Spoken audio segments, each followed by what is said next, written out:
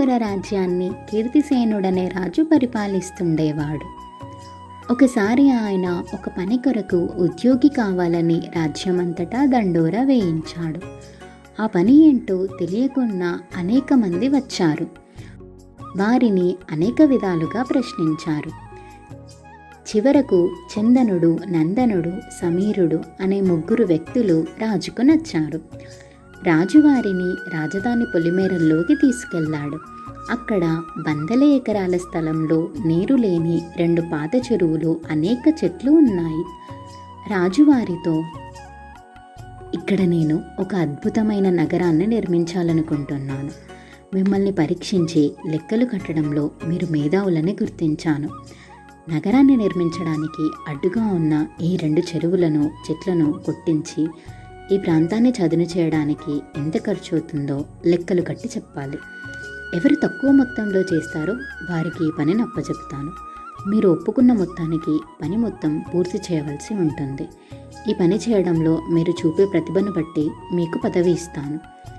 ఏ పనికి ఎంత ఖర్చు అవుతుందో తేల్చుకొని 4 రోజుల సమయం తీసుకోండి. ఈ ఖర్చు వివరాలు ఒక పత్రంలో రాసి ఇవ్వండి అని చెప్పాడు.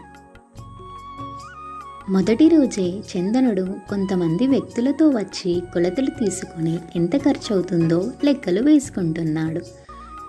మరునాడు రెండవ వాడైన నందనుడు కూడా 2 మనుషులతో కలిసి ఆ ప్రాంతానికి వచ్చాడు.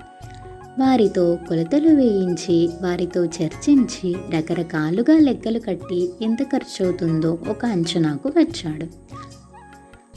తన మనస్సులో ఆ ఖర్చు కంటే కొంత తక్కువ మొత్తంలో చెప్పి, ఆ కొంత ఖర్చును నా చేతి నుంచి పెట్టుకుంటే జీవితకాలం నాకు ఉద్యోగం దొరుకుతుంది కదా అని అనుకున్నాడు.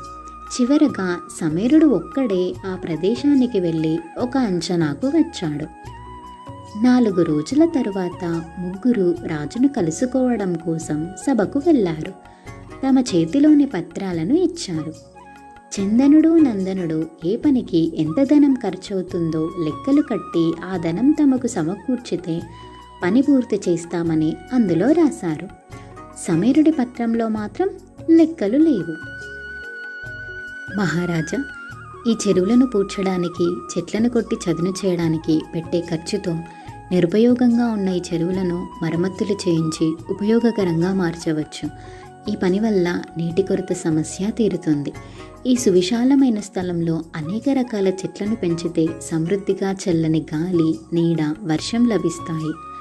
చెరువులు, చెట్ల ప్రయోజనాల గురించి, ప్రకృతి పరిరక్షణ గురించి మీకు తెలియంది కాదు. నగరాన్ని మరొక ఖాళీ ప్రదేశంలో నిర్మించుకోవచ్చు. ఉన్న వాటిని ధ్వంసం చేసి సువిశాలమైన నగరాన్ని నిర్మించాలనే మీ నిర్ణయాన్ని నేను సమర్థించలేను. నన్ను క్షమించండి మహారాజా అని రాసి ఉంది. రాజు ఆ లేఖను చదివి, శబాస్ సమీరా, నీలాంటి ప్రకృతి ప్రేమికుడి కోసమే ఈ పరీక్ష. నిజానికి నేను ఇక్కడ ఏ నగరాన్ని నిర్మించాలనుకోలేదు. మన రాజ్యంలో చాలా చెరువులు నిరుపయోగంగా మారాయి. వాటికి మరమ్మతులు చేసి ఉపయోగకరంలోకి తేయడానికి, రాజ్యమంతటా మొక్కలు నాటి సంరక్షించడానికి, ప్రకృతి పరిరక్షణకు ఒక ఉన్నత స్థాయి అధికారి అవసరం ఏర్పడింది. అన్ని పరీక్షలతో పాటు ఈ చివరి పరీక్షలో కూడా నీవు విజేతగా నిలిచావు అని అభినందించి నియామక పత్రం అందజేశాడు రాజు.